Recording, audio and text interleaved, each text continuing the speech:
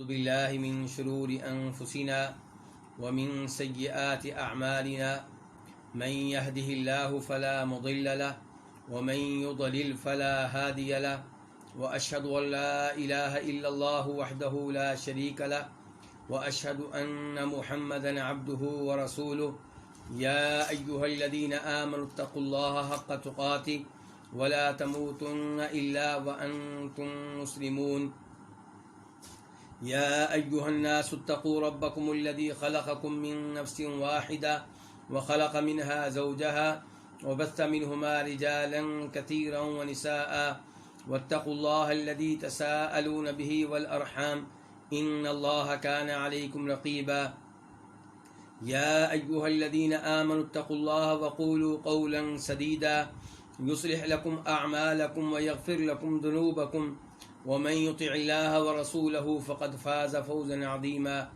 أما بعد فإن خير الحديث كتاب الله وخير الهدي هدي محمد صلى الله عليه وسلم وشر الأمور محدثاتها وكل محدثة بدعة وكل بدعة ضلالة وكل ضلالة في النار.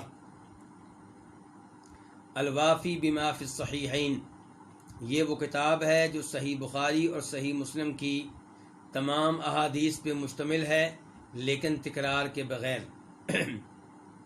احادیث کی تعداد 2000 کے قریب ہے اور اس میں 10 مقاصد ہیں۔ پہلا مقصد عقیدہ سے تعلق رکھتا ہے اور دوسرے مقصد کا تعلق تفسیر سے ہے، دوسرے مقصد کا تعلق علم سے ہے، اور وہ مقصد جس کا تعلق علم سے ہے اس میں 4 کتب ہیں۔ ان کتب میں سے ایک کتاب ہے کتاب التفسیر۔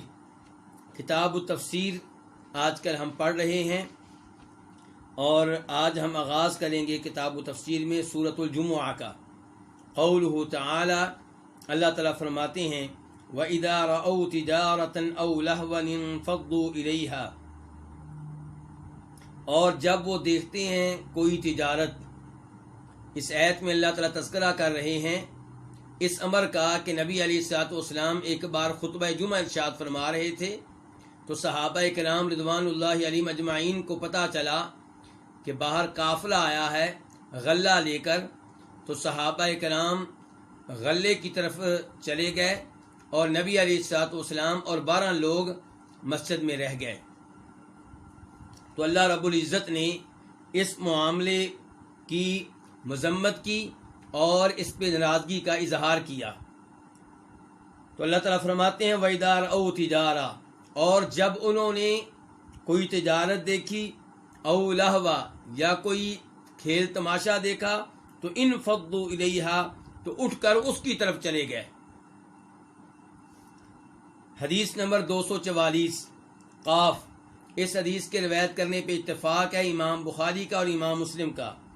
عن جابر رضی اللہ عنہ قال، جناب جابر بن عبداللہ رضی اللہ تعالیٰ عنہ سے روایت ہے، وہ کہتے ہیں اقبلت عیر، کہ ایک قافلہ آیا، ونحن نصلی مع النبی صلی اللہ علیہ وسلم الجمعہ، جبکہ ہم نبی صلی اللہ علیہ وسلم کے ساتھ جمعہ کی نماز پڑھ رہے تھے۔ فانفض الناس، تو لوگ بکھر گئے، اٹھ کر چلے گئے، الا 12 رجلا، سوائے 12 مردوں کے، 12 مردوں کے علاوہ باقی لوگ مسجد سے اٹھ کر چلے گئے اور نبی علیہ السلام خطبہ جمعہ ارشاد فرما رہے ہیں۔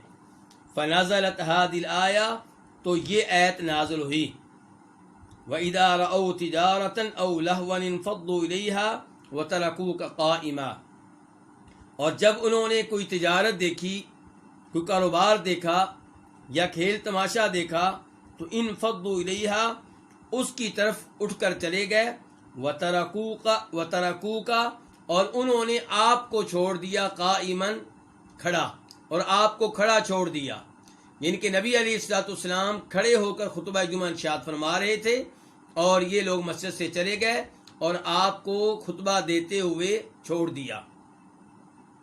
تو اللہ رب العزت نے یہاں پہ اپنی ناراضگی اور عتاب کا اظہار فرمایا ہے، اور اس حدیث سے یہ پتہ چلا کہ نبی علیہ الصلوۃ والسلام خطبہ جمعہ کھڑے ہو کے ارشاد فرمایا کرتے تھے، بیٹھ کر نہیں، اسی لیے اللہ تعالیٰ کہہ رہے ہیں وَتَرَكُوكَ قَائِمًا۔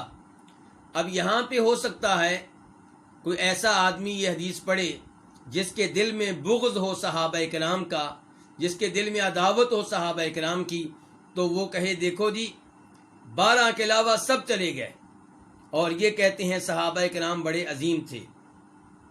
تو اس بارے میں گزارش پہلے نمبر پہ یہ ہے کہ صحابہ کرام اس قافلہ کی طرف اٹھ کر کیوں چلے گئے؟ محسوس یہ ہوتا ہے کہ ان دنوں مدینہ میں خوراک نہیں مل رہی تھی، غلہ نہیں مل رہا تھا، کھانا پینا لوگوں کے لیے مشکل ہو چکا تھا، اسی لیے جو ہی اطلاع ملی کہ قافلہ آیا ہے یہ سب لوگ ادھر چلے گئے۔ اور آپ جانتے ہیں کہ ہماری شریعت بھی کھانے پینے کا خیال رکھتی ہے۔ مثال کے طور پہ نبی علیہ الصلوۃ والسلام ایک حدیث میں ارشاد فرماتے ہیں کہ جب نماز قائم ہو جائے اور کھانا موجود ہو تو آغاز کس سے کرو؟ کھانے سے کرو، یعنی کہ پہلے کھانا کھاؤ بعد میں نماز پڑھو، چاہے جماعت کھڑی ہوئی ہو۔ یعنی کہ اگر بھوک لگی ہے اور کھانا تیار ہے اور آپ سمجھتے ہیں کہ میں نماز پڑھوں گا تو دھیان کھانے کی طرف رہے گا، شریعت کہتی ہے کہ پہلے آپ کھانا کھائیں۔ تو بہرحال کھانا پینا ایک بنیادی ضرورت ہے۔ تو یہ صحابہ کرام اٹھ کر چلے گئے، اس وقت تک وہ نصوص موجود نہیں ہوں گی جن سے پتہ چلے کہ خطبہ جمعہ کی کس قدر اہمیت ہے۔ تو پھر جب یہ معاملہ آیا تو تب اللہ تعالی نے وہ آیات نازل کی جن سے پتہ چلتا ہے کہ خطبہ جمعہ کی کیا اہمیت ہے۔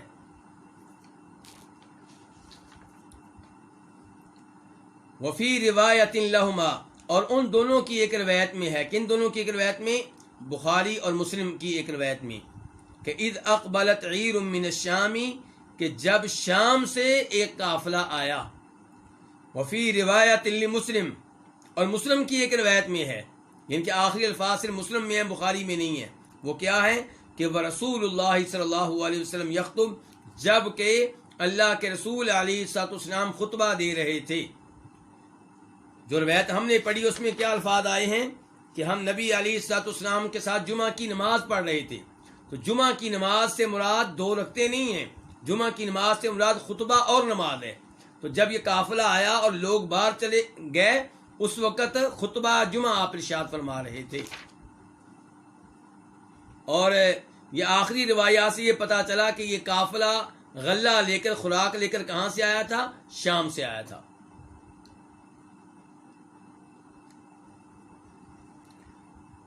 اس کے بعد سورۃ التحریم،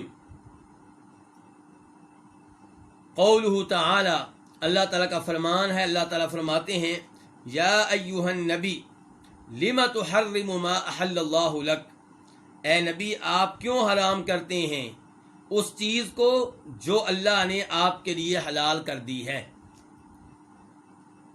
اس آیت کے ان الفاظ سے پتہ چلا کہ اللہ کی حلال کردہ چیزوں کو حرام قرار دینا یہ درست نہیں ہے، اور اللہ کی حلال کردہ چیزوں کو اپنے اوپر حرام کر لینا بھی درست نہیں ہے۔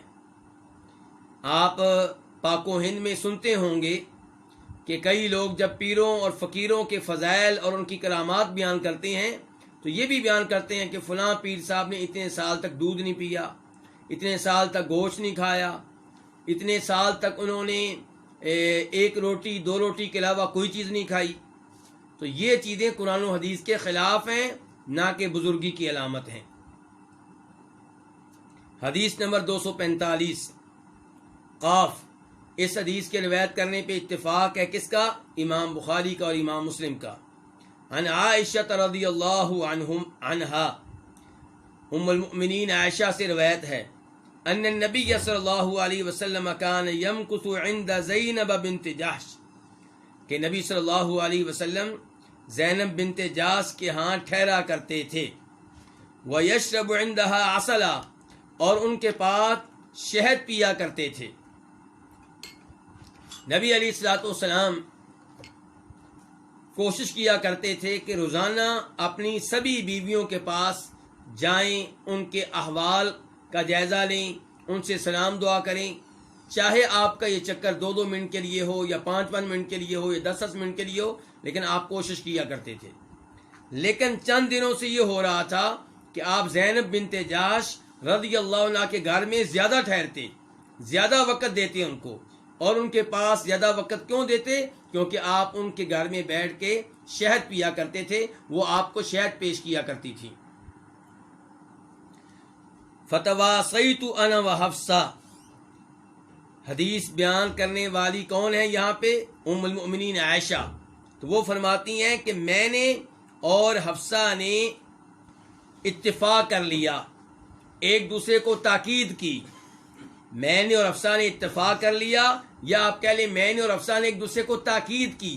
کس بات پہ اتفاق کر لیا؟ کس بات کی تاکید کی؟ کہ ان ایتنا دخل علیہ النبی صلی اللہ علیہ وسلم فلتقل انی اجد منک ریح مغافیر، کہ ہم میں سے جس کے پاس نبی علیہ الصلوۃ والسلام تشریف لائیں، فلتقل، پس چاہیے کہ وہ کہے، کس سے کہے؟ اللہ کے رسول سے، کہ انی اجد منک ریح مغافیر، کہ یقیناً میں آپ سے مغافیر کی بو پا رہی ہوں۔ مغافیر کیا چیز ہے؟ یہ ایک میٹھی گوند ہوتی ہے، درختوں پہ لگتی ہے، لیکن یہ بدبودار ہوتی ہے۔ تو جناب عائشہ اور جناب حفصہ نبی علیہ الصلوۃ والسلام کی بیویاں ہیں اور ہماری مائیں ہیں، اور یہ وہ دو عظیم خاتون ہیں جنہیں یہ اعزاز حاصل ہے آپ کی باقی بیویوں کے ساتھ ساتھ کہ یہ جنت میں بھی نبی علیہ الصلوۃ والسلام کی بیویاں ہوں گی۔ ہم ان تمام سے محبت کرتے ہیں، ان تمام کا احترام کرتے ہیں، لیکن یہ ماننا پڑے گا کہ یہ نبی نہیں تھی، کیا تھیں؟ انسان تھیں۔ تو اس لیے جب انہوں نے دیکھا کہ نبی علیہ الصلوۃ والسلام جناب زینب کو زیادہ ٹائم دے رہے ہیں، تو انہوں نے محسوس کر لیا، اب وہ چاہتی ہیں کہ سب کو ایک جیسا ٹائم ملے۔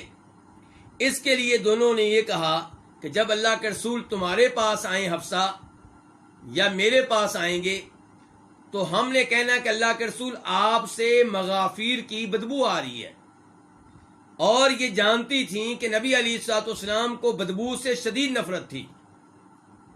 جب آپ سنیں گے کہ بدبو آتی ہے تو آپ یہ پینا ترک کر دیں گے، اور پھر سب کو برابر ٹائم ملے گا۔ چنانچہ ایسا ہی ہوا۔ تو کہتی ہیں ام المومنین عائشہ کہ ہم نے اتفاق کیا کہ ان ایتنا، کہ ہم میں سے جس کے پاس بھی نبی علیہ السلام تشریف لائیں، داخل ہوں، فلتقل، پس چاہیے کہ وہ کہے انی اجد منک ریح مغافیر، یقیناً میں آپ سے مغافیر کی بدبو پا رہی ہوں۔ مغافیر کے بارے میں بتا چکا ہوں، میٹھی گوند درختوں پہ لگتی ہے، ایک خاص قسم کے درخت پہ لگتی ہے۔ اکلتا مغافیر، یہ سوالی انداز ہے، کیا آپ نے مغافیر کھائی ہے؟ یعنی کہ مغافیر نامی میٹھی گوند کھائی ہے آپ نے؟ یہ اتفاق ہو چکا ہے دونوں کے مابین۔ فدخل علی احداہما، چنانچہ آپ ان میں سے ایک کے پاس تشریف لائے، یعنی کہ یا حفصہ کے پاس یا عائشہ کے پاس رضی اللہ تعالی عنہما، دونوں ہماری مائیں ہیں۔ فقالت لہ ذلک، تو اس نے کہا، کس نے؟ جس کے پاس آپ آئے تھے، یا وہ حفصہ تھیں یا عائشہ۔ فقالت، تو اس نے کہا، لہو، آپ سے، آپ صلی اللہ علیہ وسلم سے، ذالک، یہ بات کہہ دی۔ کون سی بات؟ جس بات پہ اتفاق ہوا تھا کہ اللہ کے رسول مجھے آپ سے مغافیر کی بدبو آ رہی ہے، کیا آپ نے مغافیر نامی میٹھی گوند کھائی ہے؟ فقالا، تو آپ علیہ الصلوۃ والسلام نے آگے سے کہا، لا، نہیں، بل شربت عسلا عند زینب بنت جاش، بلکہ میں نے زینب بنت جاش کے ہاں شہد پیا ہے۔ ولن اعود لہ، اور آئندہ میں اس کی طرف نہیں لوٹوں گا، آئندہ میں یہ کام نہیں کروں گا، آئندہ میں یہ شہد نہیں پیوں گا۔ جب آپ کو کہا گیا کہ آپ سے مغافیر جو میٹھی گوند ہے اس کی بدبو آ رہی ہے، تو آپ نے کہا میں نے تو وہ نہیں کھائی، البتہ میں نے شہد پیا ہے زینب کے ہاں، تو اس کا مطلب یہ ہے کہ بدبو اس سے آ رہی ہے، تو آئندہ میں وہ نہیں پیوں گا۔ یہاں پہ میں آپ کی توجہ چاہوں گا، ام المؤمنین عائشہ اور ام المؤمنین حفصہ، ان دونوں کا نبی علیہ الصلوۃ والسلام کے بارے میں عقیدہ کیا ہے؟ کیا ان کا عقیدہ یہ تھا کہ نبی علیہ الصلوۃ والسلام عالم الغیب تھے اور حاضر ناظر تھے؟ اگر ان کا عقیدہ یہ ہوتا کہ آپ عالم الغیب ہیں اور حاضر ناظر ہیں تو آپس میں کبھی بھی ایسا منصوبہ نہ بناتی۔ انہوں نے آپس میں ایسا منصوبہ اسی لیے بنایا کہ اللہ کے رسول علیہ الصلوۃ والسلام کو پتہ نہیں چلے گا۔ اگر ان کو یہ پتہ ہوتا، ان کا یہ عقیدہ ہوتا کہ اللہ کے رسول عالم الغیب ہیں یا حاضر ناظر ہیں، تو پھر آپس میں ایسی میٹنگ کبھی نہ کرتی، کہتی ہیں اللہ کے رسول تو سن رہے ہیں، حاضر ناظر ہیں، ہمارے ساتھ ہی ہیں۔ لیکن پتہ چلا کہ ان کا بھی عقیدہ تھا کہ اللہ کے رسول حاضر ناظر نہیں ہیں۔ جب وہ زینب بنت جاش کے گھر میں ہیں تو ام المومنین عائشہ کے گھر میں نہیں ہیں اور ان کو نہیں دیکھ رہے۔ جب آپ ام المومنین عائشہ کے گھر میں ہیں تو ام المومنین حفصہ کے گھر میں نہیں ہیں اور انہیں نہیں دیکھ رہے۔ تو صحابہ اکرام کا عقیدہ کیا ہے کہ اللہ کے رسول علیہ الصلوۃ والسلام اگرچہ سب سے زیادہ علم رکھنے والے ہیں، سب سے زیادہ غیبی باتیں آپ کو معلوم ہیں، لیکن عالم الغیب نہیں ہے، کیونکہ جو غیبی باتیں آپ کو معلوم ہیں وہ تمام انسانوں سے بڑھ کر ہیں، لیکن اللہ کے علم کے مقابلے میں ایسے جیسے سمندر کے پانی کے سامنے ایک قطرہ یا دو قطرے ہوں۔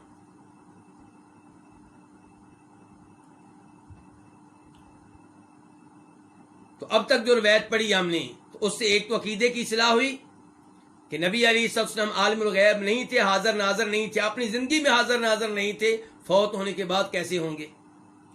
دوسرے نمبر پہ پتہ چلا کہ ام المومنین حفصہ اور عائشہ اگرچہ بہت زیادہ فضیلت رکھتی ہیں لیکن بشر ہیں، انسان ہیں، اسی لیے انہوں نے آپس میں ایسا منصوبہ بنا لیا اور یہ آپس میں میٹنگ کی۔ فنازلت، تو ام المومنین عائشہ کہتی ہیں تو تب یہ آیت نازل ہوئی۔ اور یہاں پہ غور کیجئے گا کہ پوری حدیث بتانے والی بعد میں خود ام المومنین عائشہ ہیں۔ فنازلت، تو یہ آیت نازل ہوئی، یا ایھا النبی، اے نبی، لما تحرموا، کیوں آپ حرام کرتے ہیں، ما، اس چیز کو جو اللہ نے آپ کے لیے حلال کر دی ہے۔ تو کیا چیز آپ نے اپنے اوپر حرام کر لی تھی؟ شہد حرام کر لیا تھا، یعنی کہ آپ نے ام المومنین حفصہ کے ہاں یہ بات کر دی تھی کہ شہد کی وجہ سے بدبو آ رہی ہے تو آئندہ میں شہد نہیں پیوں گا، اور آپ نے تاکید کی تھی کہ یہ بات تو نے کسی اور کو نہیں بتانی۔ آپ نے کہا تھا یہ بات کسی اور کو نہیں بتانی کہ میں کہہ چکا ہوں کہ میں شہد آئندہ زینب کے پاس نہیں پیوں گا۔ لیکن ہوا کیا، ام المومنین حفصہ نے یہ بات ام المومنین عائشہ کو بتا دی کہ یوں نبی علیہ الصلوۃ والسلام آئے تھے اور میں نے منصوبے کے مطابق وہ الفاظ کہہ دیے تھے جس پہ اتفاق ہوا تھا، اور آپ نے یہ کہا ہے کہ آئندہ میں شہد نہیں پیوں گا۔ اب ام المؤمنین حفصہ نے یہ باتیں ام المؤمنین عائشہ کو بھی بتا دی ہیں۔ پھر اللہ رب العزت نے نبی علیہ الصلوۃ والسلام کو اطلاع دی کہ یہ معاملہ ہوا ہے، اور ساتھ ہی اللہ نے یہ عتاب نازل فرمایا کہ آپ نے اس چیز کو حرام کیوں قرار دیا جو اللہ نے حلال کی ہے۔ اور اسی موقع پہ اللہ تعالی نے یہ بھی بتا دیا کہ نبی علیہ الصلوۃ والسلام نے ایک بات اپنی کسی بیوی سے کہی اور راز کے طور پہ کہی، اور اس بیوی نے وہ راز زہر کر دیا۔ تو نبی علیہ الصلوۃ والسلام نے اس بیوی سے بات کی کہ میرا راز تو نے زہر کر دیا۔ تو وہ بیوی کہنے لگی آپ کو کس نے بتایا کہ میں نے آپ کا راز ظاہر کر دیا ہے؟ بیوی کے الفاظ کیا ہیں قرآن میں آتے ہیں، من انبا کا ہادا، آپ کو یہ بات کس نے بتائی ہے؟ یہاں سے دوبارہ پتا چلا کہ آپ کی بیویوں کے یہ عقیدہ تھا کہ آپ عالم الغیب نہیں تھے، اسی لیے وہ کہہ رہی ہیں کہ آپ کو کس نے بتایا ہے۔ اگر ان کا عقیدہ ہوتا کہ آپ عالم الغیب ہیں تو کبھی یہ سوال نہ کرتی کہ آپ کو کس نے بتایا ہے۔ ام المؤمنین حفصہ کو شک پڑا کہ شاید ام المؤمنین عائشہ نے یہ بات بتا دی ہے، تو آپ نے کہا نبأنی العلیم الخبیر، مجھے اس اللہ نے بتایا ہے جو ہر چیز کا علم رکھتا ہے، جو ہر چیز کی خبر رکھتا ہے۔ تو تب یہ آیتیں نازل ہوئیں، یا ایھا النبی لما تحرم ما احل اللہ لک، اے نبی آپ ان چیزوں کو حرام کیوں کرتے ہیں جو اللہ نے آپ کے لیے حلال کر دی ہیں۔ اور صرف اتنا نازل نہیں ہوا، بلکہ الا ان تتوبا اللہ ان تتوبا اللہ تک جتنی آیتیں ہیں یہ سب اس موقع پہ نازل ہوئیں. ان تتوبا اللہ کا مطلب کیا ہے کہ اگر تم دونوں اللہ سے توبہ کر لو. تم دونوں کون دونوں؟ ام المؤمنین عائشہ اور ام المؤمنین حفصہ. ان کو مخاطب کیا اللہ نے کہ اگر تم دونوں اللہ سے توبہ کر لو، یعنی کہ یہ تمہارے لیے بہتر ہے. اگر تم توبہ کر لو تو تمہارے لیے بہتر ہے، کیونکہ تمہارے دل ایک طرف مائل ہو گئے تھے، درست بات سے ہٹ گئے تھے. وَإِذْ أَسَرَّ النَّبِيُّ إِلَىٰ بَعْضِ أَزْوَاجِهِ حَدِيثًا، اور انہی آیات میں یہ الفاظ بھی ہیں کہ یاد کرو اس وقت کو اذ اسرّ، جب نبی علیہ الصلوۃ والسلام نے راز کے طور پہ بات کی الی بعض ازواجہ، اپنی بیویوں میں سے کسی ایک سے. اور وہ کون تھیں؟ وہ ام المومنین حفصہ تھیں، جن سے آپ نے راز کے طور پہ یہ بات کہی تھی. بلکہ خود روایت میں آ گیا لقولہ بل شربت عسلا، آپ نے کہا تھا کہ بل شربت عسلا، بلکہ میں نے شہد پیا ہے اور آئندہ میں نہیں پیوں گا. تو یہ بات راز کے طور پہ آپ نے ام المومنین حفصہ کے ہاں کی تھی، اور وہ بات وہ کر بیٹھی ام المومنین عائشہ سے، اور پھر یہ آیات نازل ہوئیں. تو اس حدیث سے، اس روایت سے ہمیں کتنے ہی مسئلے معلوم ہو گئے. تو یہ برکت ہے نبی علیہ الصلوۃ والسلام کی احادیث کی. جب آپ علیہ السلام کی حدیث کا مطالعہ کریں گے تو ایک حدیث سے کئی چیزیں آپ کو معلوم ہوں گی.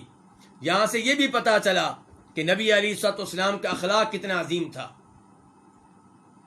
کہ بیویوں نے یہ منصوبہ بنایا اور منصوبے کے مطابق عمل بھی کیا، اور آپ کا راز بھی ظاہر کیا گیا. اس کے باوجود آپ نے طلاق نہیں دی، آپ نے ان کی پٹائی نہیں کی، آپ نے تحمل کا، برداشت کا مظاہرہ کیا.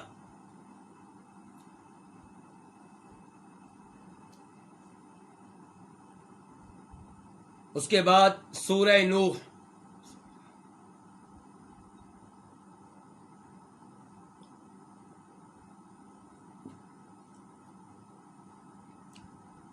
قوله تعالی ولا تذرن ودا ولا سواعا ولا یغوث ویعوق.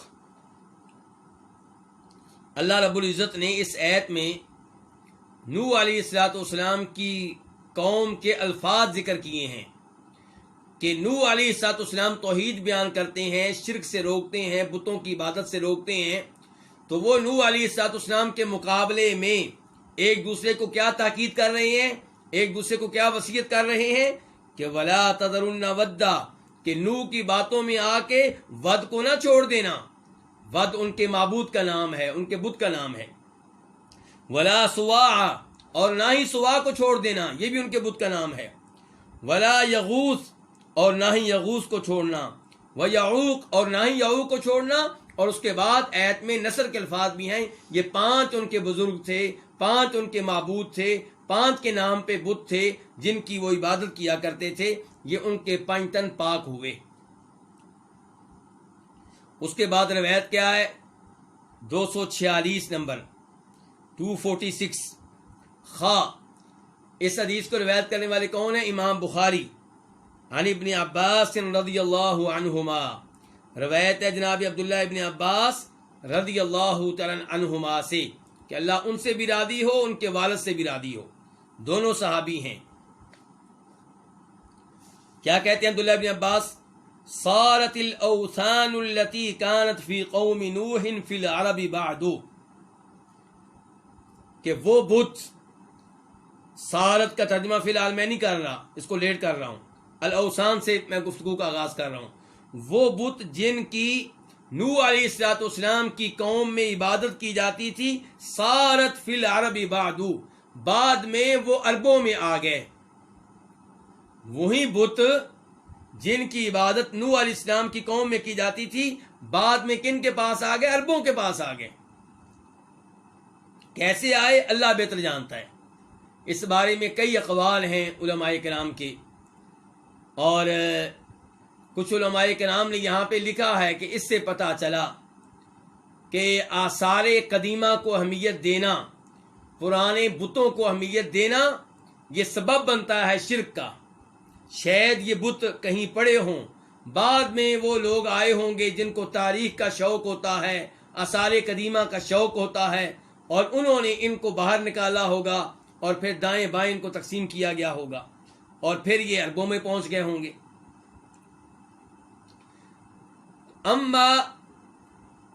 اما ود فکانت لکلب بدومۃ الجندل، جہاں تک تعلق ہے ود بت کا تو یہ عربوں میں کن کے پاس تھا؟ فکانت، تو یہ بت تھا لکلب، کلب قبیلے کے ہاں۔ کلب قبیلہ کہاں؟ بدومۃ الجندل، دومۃ الجندل مقام پہ۔ دومۃ الجندل کہاں ہے؟ آج کل سعودیہ میں ہے، جو سعودیہ کا منطقہ جوف ہے، جہاں پہ سکاکا شہر بھی ہے، اس کے قریب ہے یہ شہر دومۃ الجندل۔ تو اما ود، جہاں تک تعلق ہے ود بت کا تو یہ عربوں میں سے کلب قبیلے کے پاس تھا، بدومۃ الجندل، دومۃ الجندل میں۔ دومۃ الجندل بھی کہہ سکتے ہیں، دومۃ الجندل بھی کہہ سکتے ہیں، دونوں طرح ٹھیک ہے۔ وہ اما سوا، اور جہاں تک تعلق ہے سوا بت کا، کانت لی ہذیل، تو یہ ہذیل قبیلے کے پاس تھا۔ ہذیل قبیلہ مکے کے قریب رہتا تھا۔ وہ اما یغوث، اور جہاں تک تعلق ہے یغوث بت کا، فکانت لی مراد ثم لی بنی غطیف بالجرف عند سبا، تو یہ بت مراد قبیلے کے ہاں تھا۔ مراد قبیلہ کدھر رہتا تھا؟ یمن میں۔ فکانت، تو یہ یغوث بت تھا لی مراد قبیلے کے ہاں۔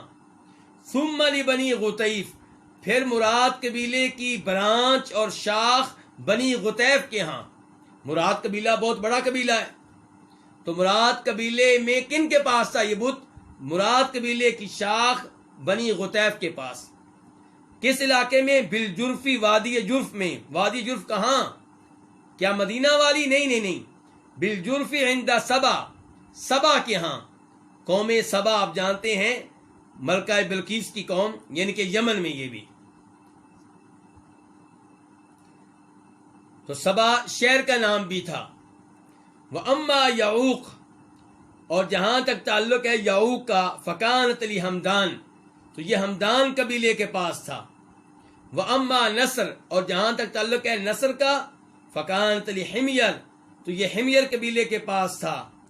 حمیر قبیلہ کہاں؟ یمن میں۔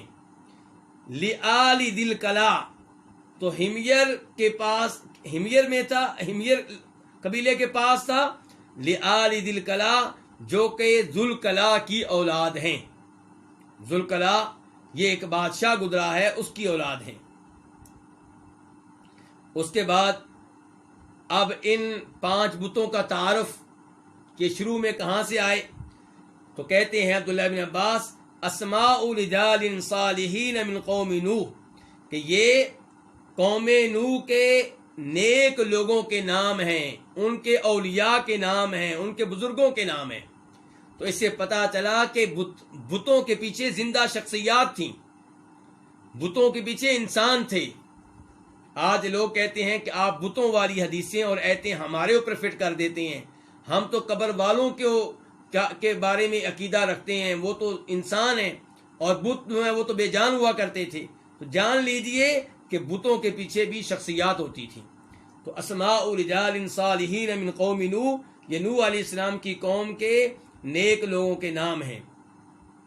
فلما ہلکوا، جب یہ نیک لوگ ہلاک ہو گئے، فوت ہو گئے، اوحى الشیطان الی قومہم، تو شیطان نے ان کی قوم کی طرف وحی کی۔ اس سے پتہ چلا شیطان بھی وحی کرتا ہے۔ کئی لوگ پاک و ہند میں بزرگوں کا اور ولیوں کا روپ اختیار کر لیتے ہیں اور کہتے ہیں ہمیں غیبی باتیں معلوم ہوتی ہیں۔ تو ایسے لوگوں کے پاس وحی آتی ہے شیطان کی طرف سے، رحمان کی طرف سے نہیں۔ یہاں پہ دیکھیے اوحى الشیطان، شیطان نے وحی کی ان کی قوم کی طرف، یعنی کہ وسوسہ ڈالا ان کے ذہنوں میں، وحی سے مراد یہ ہے۔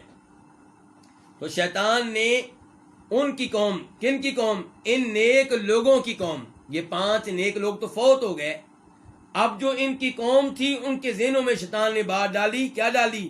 अनिन्सिबू इला मजालिसिहिम अल्लती कानू यजलिसून अंसाबा, के नस्ब करो, क्या नस्ब करो, अंसाबन मूर्तियां, इला मजालिसिहिम उनकी उन मजालस में, अल्लती कानू यजलिसून जिन मजालस में वो बैठा करते थे। जहां जहां बैठ के वो अल्लाह की इबादत करते थे, जहां जहां बैठ के वो इत्काफ करते रहे, जहां जहां बैठ के वो अल्लाह रब्बुल इज्जत को रादी करते रहे, वहीं पे मूर्तियां कायम कर लो। और आज भी शिर्क के अड्डे पाको हिंद में ऐसे ही कायम होती हैं। कहते हैं यहाँ पे फलां बाबा जी ने, फलां पीर साहब ने चिल्ला काटा था, यहाँ पे उन्होंने इत्काफ किया था, तो उसी जगह पे को अहमियत दी जाती है। वहाँ पे चंद कपड़े जो हैं वो लटका दिए जाते हैं और रंगो रोगन वहाँ पे कर दिया जाता है, और फिर लोगों को दावत दी जाती है कि यहाँ पे चढ़ावे चढ़ाओ, और फिर लोगों की कमाई शुरू हो जाती है। वसम्मुहा बिअस्माइहिम, शैतान ने कहा कि इनकी वो मजालिस जहाँ पे वो बैठा करते थे मूर्तियां नस्ब कर दो। वसम्मुहा बिअस्माइहिम, और इन मूर्तियों को इन बुजुर्गों के नाम दे दो। जहां पे बैठ के सुबह बुजुर्ग अल्लाह की इबादत करता था, वहां पे मूर्ति नस्ब करो और उस मूर्ति को सुबह का नाम दे दो। फफअलू, तो उन्होंने ऐसा ही किया, जैसे शैतान ने उनके ज़हनों में डाला था उन्होंने ऐसा ही किया। शैतान का मंसूबा कामयाब हो गया, मूर्तियां कायम हो गईं।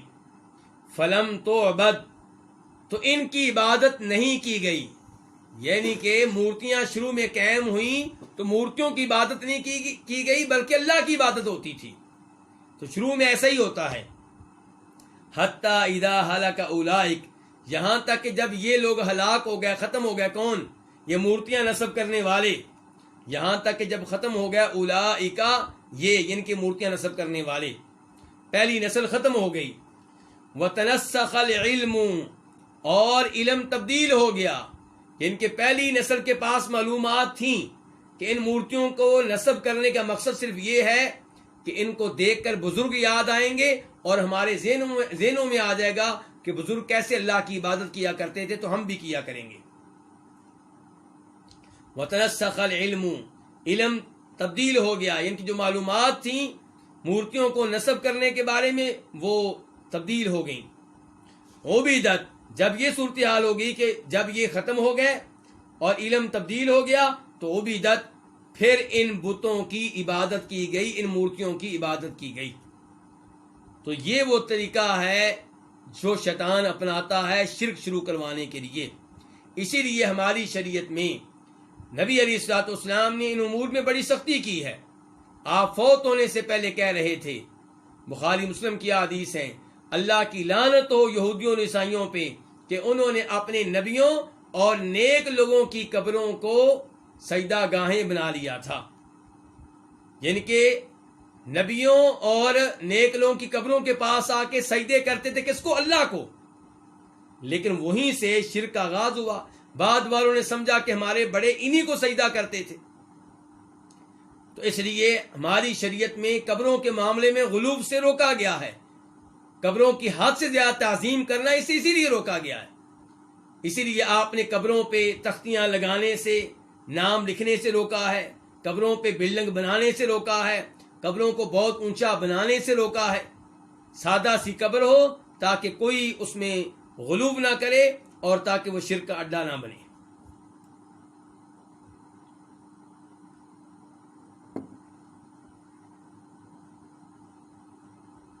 सूरतुल जिन,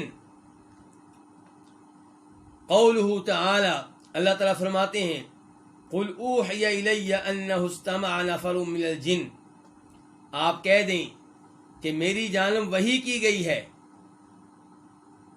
कि अन्नहु इस्तमअ, के बेशक बात यह है कि इस्तमअ, कान लगाकर सुना, नफ़रुम मिनल जिन्नी, जिन्नों के एक गिरोह ने कान लगाकर किसको सुना, नबी अलैहिस्सलाम को सुना, आपकी किरात को सुना। आप कुरान पढ़ रहे थे तो अल्लाह ने आपको बताया कि जिन्नों के गिरोह ने आपकी तिलावत बड़े गौर से सुनी है। इससे भी पता चला कि आप आलिमुल गैब नहीं थे। जिन आए, आपकी तिलावत सुन के चले गए और आपको अल्लाह ने बताया اسی وقت آپ کو پتا نہیں چلا۔ حدیث نمبر 247 قاف، اس حدیث کے روایت کرنے پہ اتفاق ہے کس کا؟ امام بخاری کا اور امام مسلم کا۔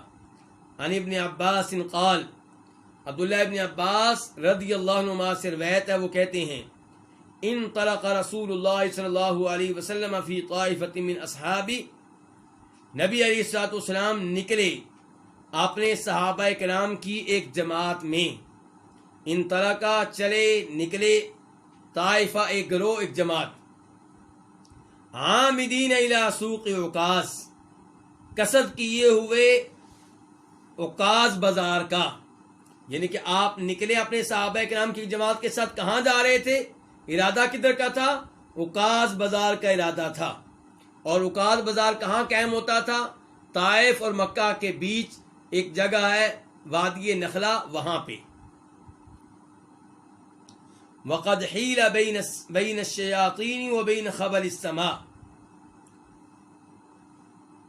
جبکہ رکاوٹ ڈال دی گئی تھی شیطانوں کے درمیان اور آسمان کی خبروں کے مابین، یعنی کہ جن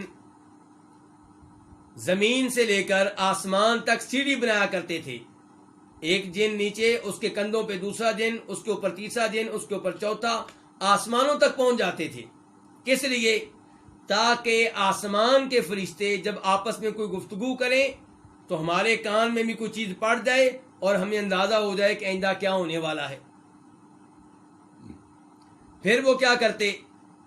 پھر اوپر والا جن نیچے والے جن کو بات بتاتا، نیچے والا اس سے نیچے والے کو، حتیٰ کہ آخری جن تک وہ معلومات پہنچ جاتی۔ اور یہ آخری جن یہ معلومات کن کو دیتا؟ اپنے دوستوں کو، انسانوں میں سے جو شیطانوں میں سے ولی ہیں، اولیاء و شیطان۔ لوگ کہتے ہیں جی ہمارے ولی ہیں، آپ کے ولی ہوں گے لیکن وہ رحمان کے ولی نہیں ہیں، اللہ کے ولی نہیں، شیطان کے ولی ہیں۔ کچھ ہوتے ہیں شیطان کے ولی، کچھ ہوتے ہیں رحمان کے ولی۔ امام ابن تیمیہ نے کتاب لکھی ہے باقاعدہ، الفرقان بین اولیاء الرحمن و اولیاء الشیطان، کہ شیطان کے ولیوں اور رحمان کے ولیوں میں فرق کیسے کیا جائے گا۔ تو اب یہاں پہ دیکھیے کہ آخری جن یہ معلومات کس کو دیتا ہے؟ جو جنوں کا دوست ہو۔ ان کا دوست کون ہوگا؟ توحید والا مولوی؟ بالکل نہیں۔ ان کا دوست وہ انسان ہوگا جو شرک میں اور کبیرہ گناہوں میں باقی لوگوں سے بڑھ کر ہوگا۔ کبیرہ گناہ تو سارے کرتے ہیں، شرک تو سارے کر رہے ہیں، یعنی کہ وہ جو شیطان کے دوست ہیں، انہوں نے غیبی بات کس کو بتانی ہے؟ جو خاص ان کا دوست ہو۔ مثال کے طور پہ اس کو جو واش روم میں جائے اور قرآن کریم پہ پیشاب کر دے، نعوذ باللہ، جو قرآن کریم کے اوراق کو کسی گندے نالے میں ڈال دے،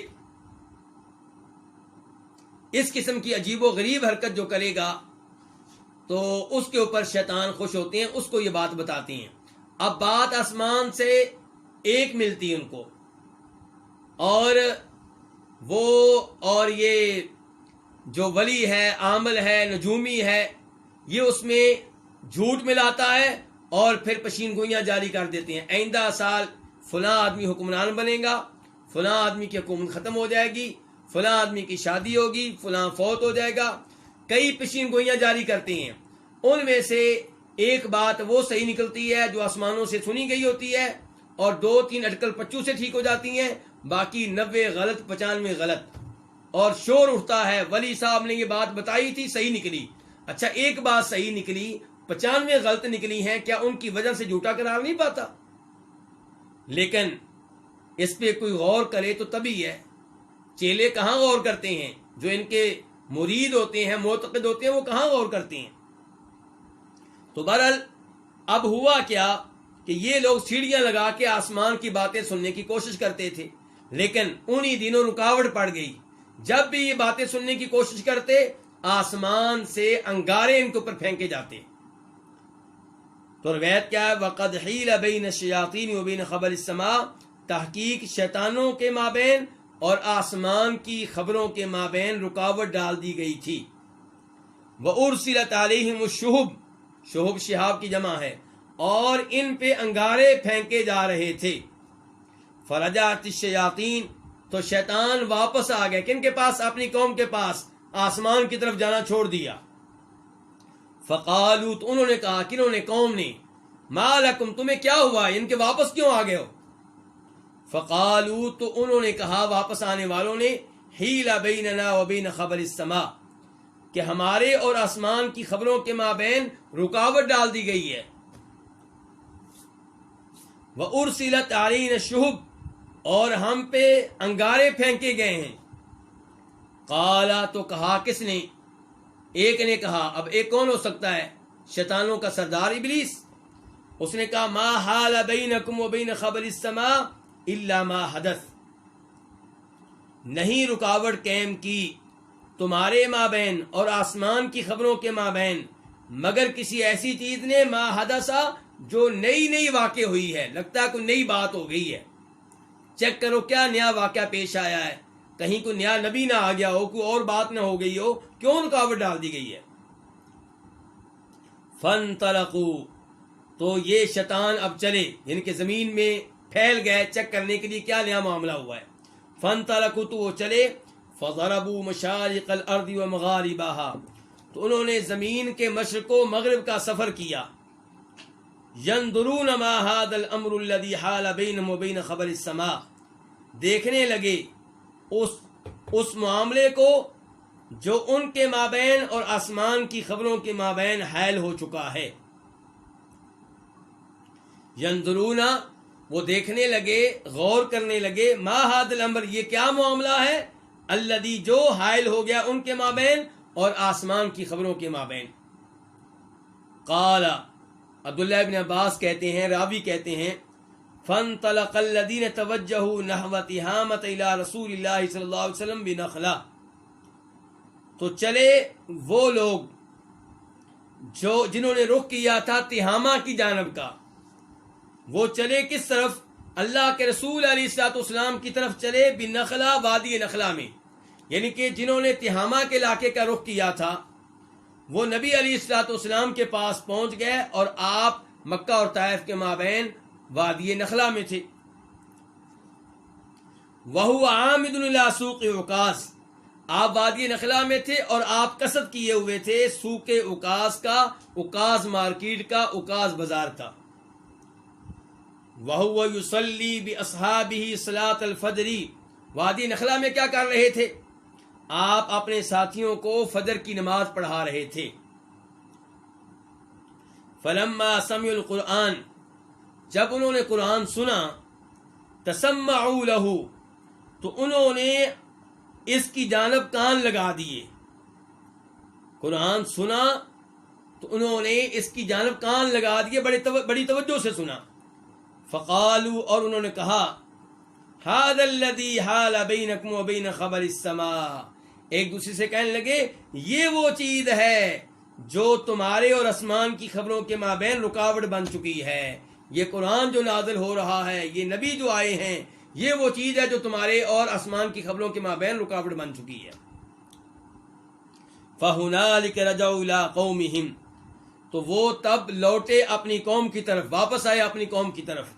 فقالوا، اور انہوں نے آ کے کہا، یا قومنا، اے ہماری قوم، انا سمعنا قرآنا عجبا، یقیناً ہم نے ایک عجیب و غریب قرآن سنا ہے، یہدی الی الرشد، جو رہنمائی کرتا ہے، الی الرشد، سیدھی راہ کی طرف، فآمنا بہ، تو ہم اس پہ ایمان لے آئے ہیں۔ ولن نشرک بربنا احدا، اور ہم اپنے رب کے ساتھ کسی کو بھی شریک نہیں کریں گے۔ تو ان لوگوں نے ایمان لانے کا اعلان کر دیا، قرآن نے دیکھیے ان کے اوپر کتنا اثر ڈالا، ایک ہی دفعہ قرآن سنا اور ایمان لے آئے۔ وَأَنزَلَ اللَّهُ عَلَى نَبِيِّهِ صلی اللہ علیہ وسلم، اور نبی علیہ الصلوۃ والسلام، اللہ تعالیٰ نے اپنے نبی پہ یہ آیت نازل کی، قُلْ أُوحِيَ إِلَيَّ أَنَّهُ اسْتَمَعَ نَفَرٌ مِنَ الْجِنِّ، آپ کہہ دیں کہ میری طرف یہ وحی کی گئی ہے کہ بات یہ ہے کہ جنوں کے ایک گروہ نے سنا ہے، کان لگا کے سنا ہے، کس کو؟ میری تلاوت کو، میں قرآن پڑھ رہا تھا، انہوں نے کان لگا کے میری تلاوت کو سنا ہے۔ عبداللہ ابن عباس کہتے ہیں وَإِنَّمَا أُوحِيَ قَوْلُ الْجِنِّ، سوائے اس کے نہیں آپ کی طرف جنوں کی باتیں وحی کی گئیں، یعنی کہ آپ کو پتہ نہیں چل سکا کہ جن آئے ہیں، انہوں نے قرآن سنا ہے، وہ آپس میں یہ باتیں کرتے رہے ہیں، وہ ایمان لے آئے، آپ کو کسی بات کا پتہ نہیں چلا، تب پتہ چلا جب آسمان سے وحی نازل ہوئی۔ وَإِنَّمَا أُوحِيَ إِلَيْهِ، سوائے اس کے نہیں آپ کی طرف وحی کی گئی قول الجنی، جنوں کی بات کی، جنوں کی بات آپ کو بتائی گئی۔ تو اس روایت سے پتہ چل رہا ہے کہ نبی علیہ السلام عالم الغیب نہیں ہے، اور پتہ چلا کہ جن بھی انسانوں کی طرح شریعت کے مکلف ہیں، اور نبی علیہ السلام انسانوں کے لیے بھی نبی ہیں، جنوں کے لیے بھی نبی ہیں۔ اس کے بعد سورۃ القیامہ، قولہ تعالی، اللہ تعالیٰ فرماتے ہیں لا تحرک بہ لسانک لتعجل بہ، آپ حرکت نہ دیں بہ، اس کے ساتھ، کس کے ساتھ؟ قرآن کے ساتھ۔ کس کو؟ لسانک، اپنی زبان کو۔ لا تحرک، آپ حرکت نہ دیں بہ، قرآن کے ساتھ، لسانک، اپنی زبان کو، لتعجل بہ، تاکہ آپ اسے جلدی حاصل کر لیں۔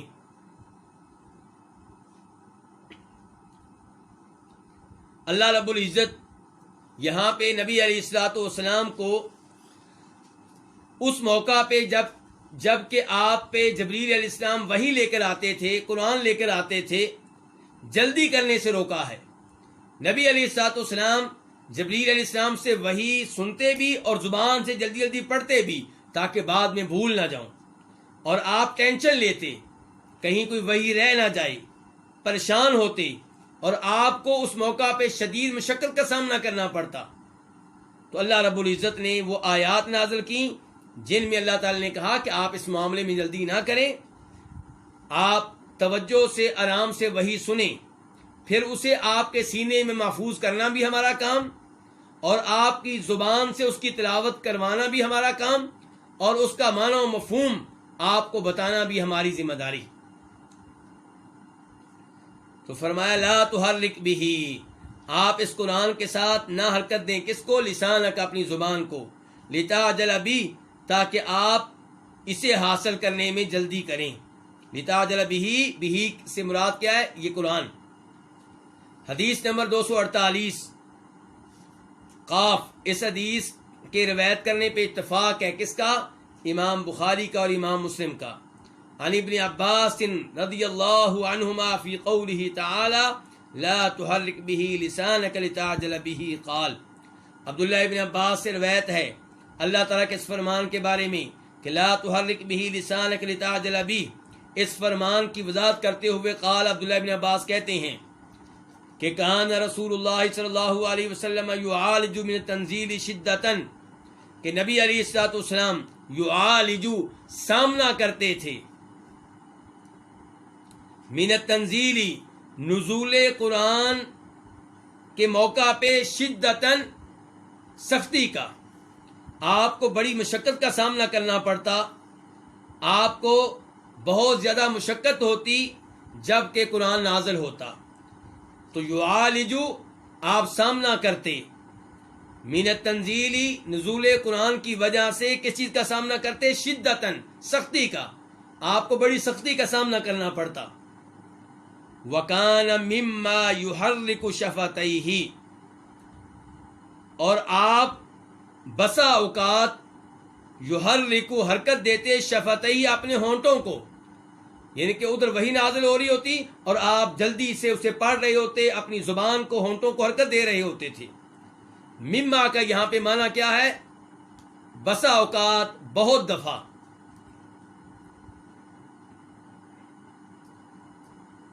فقال ابن عباس، تو عبداللہ ابن عباس نے کہا فَأَنَا أُحَرِّكُهُمَا لَكُمْ كَمَا كَانَ رسول اللہ صلی اللہ علیہ وسلم يُحَرِّكُهُمَا، میں ان دونوں کو حرکت دیتا ہوں، کن دونوں کو؟ ان دونوں ہونٹوں کو۔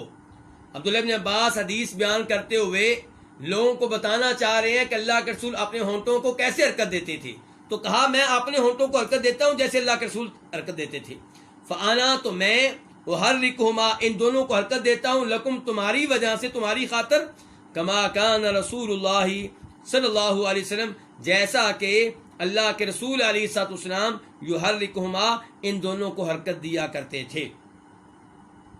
فحرک شفتیہ چنانچہ انہوں نے اپنے ہونٹوں کو حرکت دی. کنہوں نے؟ عبداللہ ابن عباس نے. یہ کون کہہ رہے ہیں؟ عبداللہ ابن عباس کے شاگرد کہہ رہے ہیں، سعید بن جبیر. فانزل اللہ، اب سعید بن جبیر کی وضاحت ختم ہوئی کہ عبداللہ ابن عباس نے اپنے ہونٹوں کو حرکت دی. اب عبداللہ ابن عباس کے الفاظ دوبارہ شروع ہو گئے. کیا؟ فانزل اللہ تعالی، تو اللہ تعالیٰ نے یہ آیت نازل کی. فانزل اللہ سے پہلے آپ چھوٹی سی لکیر دیکھ رہے ہیں، اور ایک سطر پہلے فقال ابن عباس سے پہلے بھی آپ چھوٹی سی ایک لکیر دیکھ رہے ہیں. تو یہ دو جو لکیریں ہوتی ہیں یہ عربی زبان میں بریکٹ کا فائدہ دیتی ہیں. گویا کہ فقال ابن عباس سے پہلے بریکٹ شروع ہوئی ہے اور فحرک شفتیہ پہ آ کے بریکٹ بند ہو گئی ہے، کیونکہ یہ الفاظ بریکٹ کے بیچ میں جو آئے ہیں یہ ادا کیے ہیں سعید بن جبیر نے عبداللہ ابن عباس کے شاگرد نے، اور بریکٹ سے پہلے کے الفاظ عبداللہ ابن عباس کے ہیں. تو ان کے الفاظ کیا ہیں؟ وَكَانَ مِمَّا يُحَرِّكُ شَفَتَيْهِ، اور آپ بہت زیادہ اپنے ہونٹوں کو حرکت دیتے تھے. فَأَنزَلَ اللَّهُ، تو اللہ تعالیٰ نے یہ آیت نازل کی. کیا آیت نازل کی؟ لا تحرک بہ لسانک، کہ آپ اس قرآن کے ساتھ اپنی زبان کو حرکت نہ دیں، یعنی کہ قرآن لیتے ہوئے اپنی زبان کو حرکت نہ دیں. لتعجل بہ، اس لیے کہ آپ اس کو جلدی جلدی حاصل کر لیں. قرآن کو جلدی حاصل کرنے کے لیے اپنی زبان کو آپ حرکت نہ دیں. ان علینا جمعہ و قرآنا، بے شک ہمارے ذمے ہے جمعہ، اس کا محفوظ کرنا، یعنی کہ اس کا محفوظ ہو جانا آپ کے سینے میں ہمارے ذمے ہے. وقرآنہ، اور اس کی تلاوت بھی ہمارے ذمے ہے. اب پہلی آیت کی وضاحت عبداللہ بن عباس پہلے کر چکے ہیں، لا تحرک بہ لسانک لتعجل بہ، اس کی وضاحت انہوں نے کر دی. اب یہاں پہ دو آیتیں، دوسری آیت کیا؟ ان علینا جمعہ و قرآنا، اس کی وضاحت کرنے لگے ہیں عبداللہ بن عباس، اس کی تفسیر کرنے لگے ہیں. قال، کہا کس نے؟ عبداللہ بن عباس نے. جمعہ لک فی صدرک، جمعہ اس کو محفوظ کرنا، لک آپ کی خاطر، فی صدرک آپ کے سینے میں.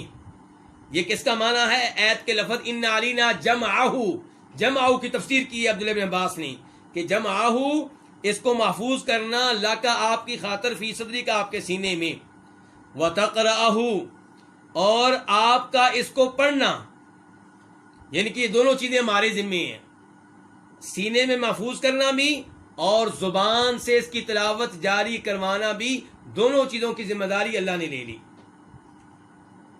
اس کے بعد فرمایا اللہ تعالیٰ نے فَإِذَا قَرَأْنَاهُ، پس جب ہم اس کی تلاوت کر لیں، یعنی کہ جب ہمارا بھیجا ہوا رسول جبریل علیہ السلام، جبریل بھی رسول ہیں اللہ تعالیٰ کے فرشتوں میں سے، وہ اللہ کا پیغام لے کے نبی کے پاس آتے ہیں.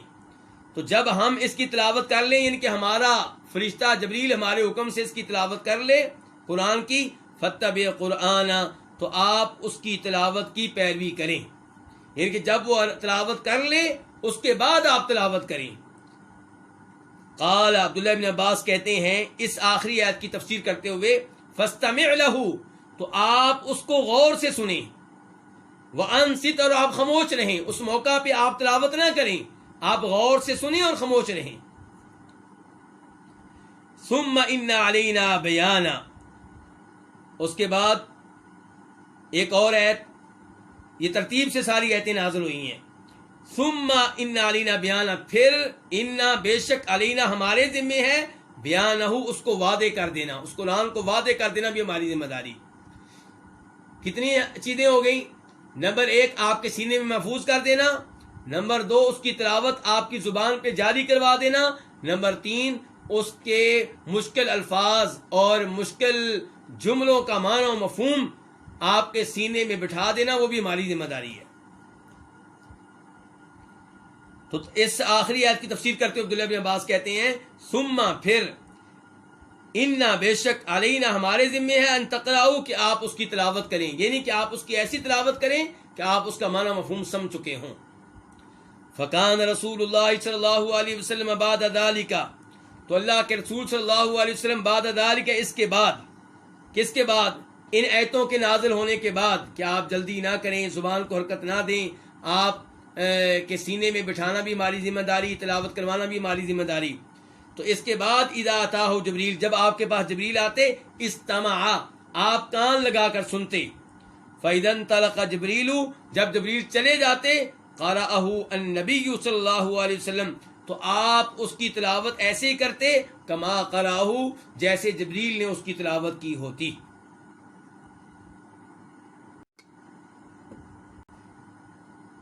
سورۃ والضحیٰ، قولہ تعالی ما ودعک ربک وما قلی، کہ آپ کے رب نے آپ کو چھوڑا نہیں ہے، وما قلی، اور نہ ہی وہ ناراض ہوا ہے. اس آیت کا شان نزول کیا ہے، نزول کی مناسبت کیا ہے؟ کہ آپ علیہ الصلوۃ والسلام رات کو تہجد پڑھا کرتے تھے. 2-3 راتیں بیمار ہونے کی وجہ سے آپ اٹھ نہیں سکے. تو ایک عورت نے کہا، وہ عورت کون تھی؟ کہا جاتا ہے کہ ابو لہب کی بیوی.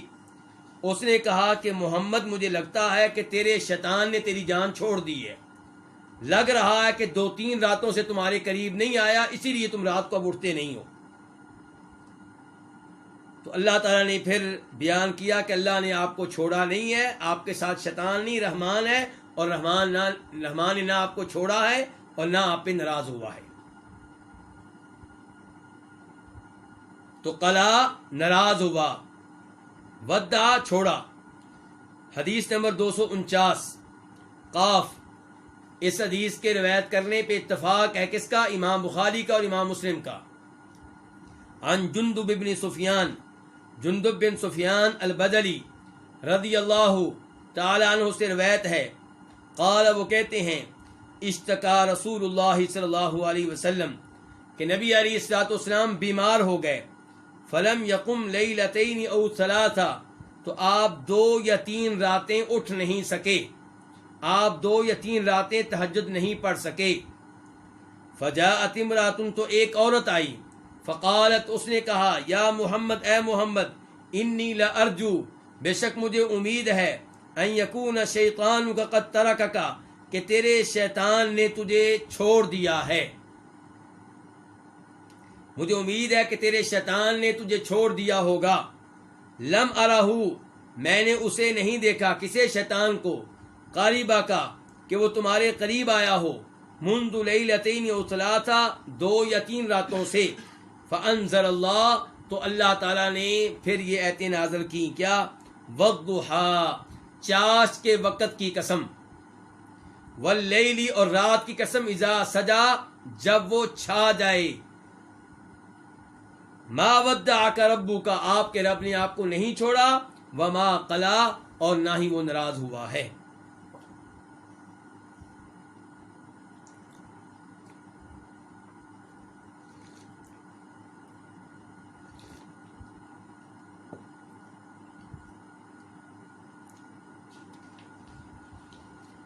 اس حدیث سے اندازہ لگایا جا سکتا ہے کہ اللہ کا دین بیان کرنے کے سلسلے میں نبی علیہ الصلوۃ والسلام کو کتنا تنگ کیا گیا. عام سی عورت اللہ کے عظیم نبی کو کتنے عجیب و غریب الفاظ کہہ رہی ہے کہ لگتا ہے کہ شیطان نے تمہاری جان چھوڑ دی ہے. اس کے باوجود آپ ڈٹے رہے اور اللہ رب العزت کا پیغام لوگوں میں پھیلاتے رہے، توحید کی دعوت دیتے رہے، شرک سے روکتے رہے. اور اس حدیث سے یہ بھی پتہ چلا کہ اللہ تعالیٰ نے قرآن کو ایک بار نازل نہیں کیا، وقفے وقفے سے نازل کیا ہے. حالانکہ پہلی کتابیں تورات و انجیل وغیرہ اللہ تعالیٰ ایک ہی دفعہ نازل کر دیتے تھے. تو قرآن کو ایسے کیوں نازل کیا ہے؟ اللہ تعالیٰ کہتے ہیں لنثبت بہ فؤادک، تاکہ ہم آپ کے دل کو مضبوط کریں. دیکھیں یہاں عورت نے الفاظ کہے، آپ پریشان ہوئے ہوں گے، ٹینشن لی ہوگی، غم کا احساس ہوا ہوگا، تو وہی نازل ہوئی کہ چاش کی قسم، رات کی قسم، آپ کے رب نے آپ کو نہیں چھوڑا، آپ کا رب آپ پہ ناراض نہیں ہوا. تو آپ کو کتنا سکون ملا ہوگا، کتنا اطمینان ملا ہوگا. सूरत अल-कौसर, कौलुहु तआला इन्ना आतैनाकल कौसर।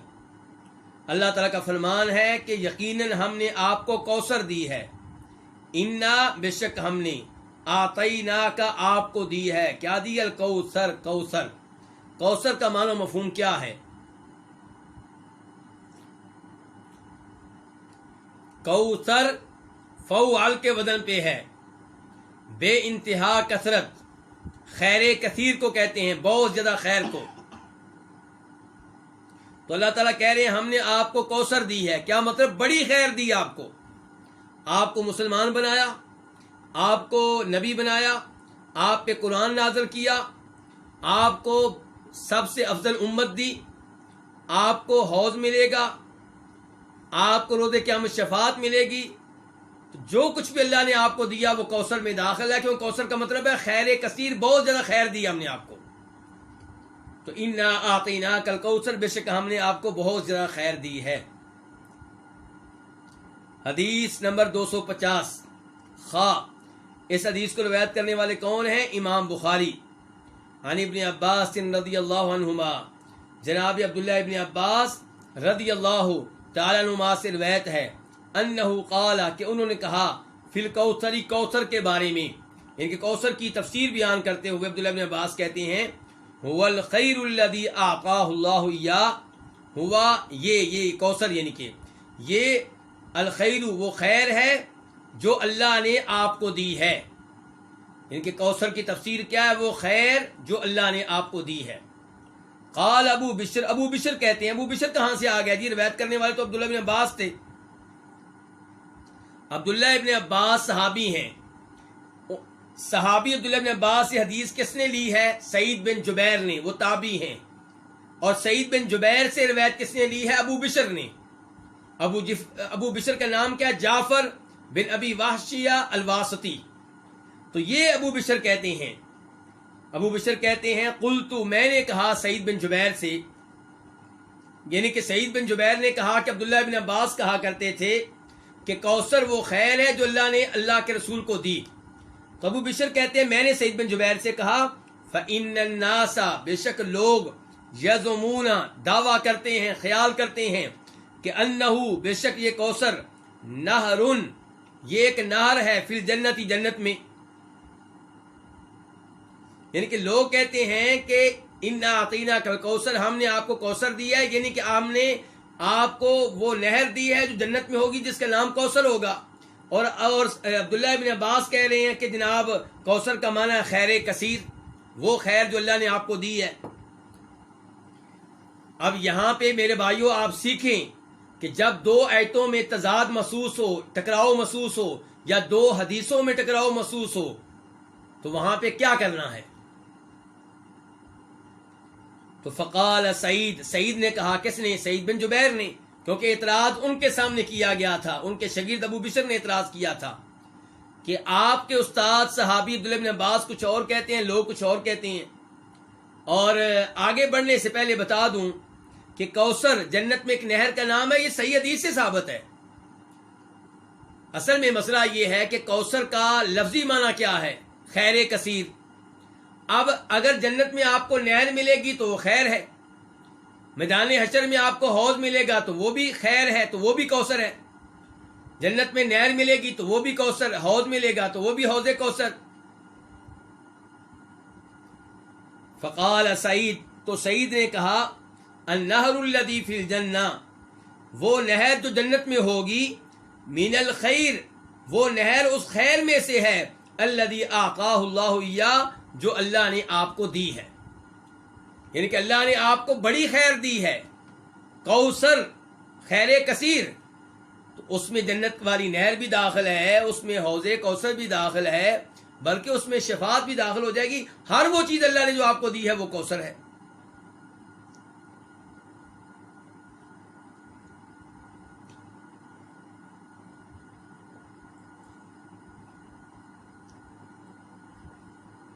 इससे ये पता चला कि इंसान को जब महसूस हो कि दो हदीसों में टकराव है, दो आयतों में टकराव है, या कुरान की आयत में और सही हदीस में टकराव है, तो वो कुरान और हदीस पे एतराज ना करे, وہ اعتراض اپنی عقل پہ کرے کہ میری عقل سمجھ نہیں پا رہی معاملے کو، میری عقل ناقص ہے۔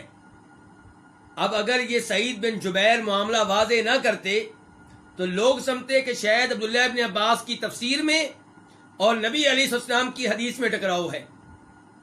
حدیث کہہ رہی ہے کہ کوثر جنت میں ایک نہر کا نام ہے، عبداللہ ابن عباس کہہ رہے ہیں کوثر خیر کثیر کا نام ہے۔ تو یہ مسئلہ حل کر دیا کس نے؟ سعید بن جبیر نے۔ یہ ہوتی ہے علماء کی شان، علماء کا مقام، وہ سمجھاتے ہیں۔ انہوں نے کہا عبداللہ ابن عباس کی تفسیر میں حدیث میں کوئی ٹکراؤ نہیں ہے، جنت میں جو نہر ملے گی وہ کوثر کا ایک حصہ ہے۔ کوثر کئی چیزوں کا نام ہے، کوثر کئی اجزاء کا نام ہے، کئی اشیاء کا نام ہے۔ ان اشیاء میں سے ایک شے کیا ہے؟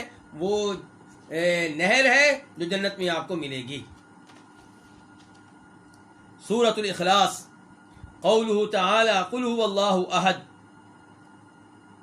یہ باب ہے قل هو اللہ احد کے بارے میں۔ قل هو اللہ احد کا معنی کیا ہے؟ قل آپ کہہ دیں، اللہ تعالیٰ نبی سے کہہ رہے ہیں صلی اللہ علیہ وسلم سے کہ آپ کہہ دیں هو اللہ احد، کہ اللہ ایک ہے۔ حدیث نمبر 251 اس حدیث کو روایت کرنے والے کون ہیں؟ امام بخاری۔ عن ابی ہریرہ رضی اللہ عنہ، جناب ابو ہریرہ سے روایت ہے، وہ نبی علیہ الصلوۃ والسلام سے روایت کرتے ہیں، قال کہ آپ نے کہا، قال اللہ کہ اللہ تعالیٰ کہتے ہیں۔ جس حدیث میں یہ آ جائے کہ اللہ تعالیٰ کہتے ہیں، اس حدیث کو کیا کہتے ہیں؟ ذرا جواب دیں آپ لوگ۔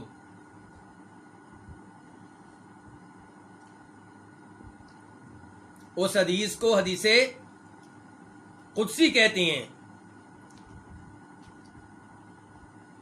قال اللہ تعالی، اللہ تعالیٰ کہتے ہیں، کذبنی ابن آدم، آدم کے بیٹے نے، انسان نے میری تکذیب کی، مجھے جھوٹا قرار دیا۔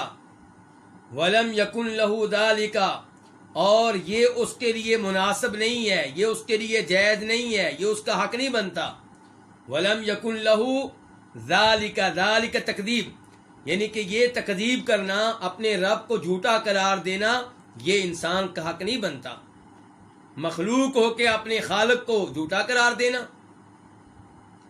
وشتمنی، اور مجھے برا بلا کہا۔ کس نے؟ انسان نے، آدم کے بیٹے نے۔ ولم یکن لہ ذالک، اور یہ اس کا حق نہیں بنتا، یہ اس کے لیے جائز نہیں ہے، یعنی کہ اپنے رب کو برا بلا کہے، اپنے رب پہ تنقید کرے، اپنے رب پہ اعتراض کرے، اپنے رب کو یعنی کہ برا بلا کہے، یہ انسان کے شایان شان نہیں ہے۔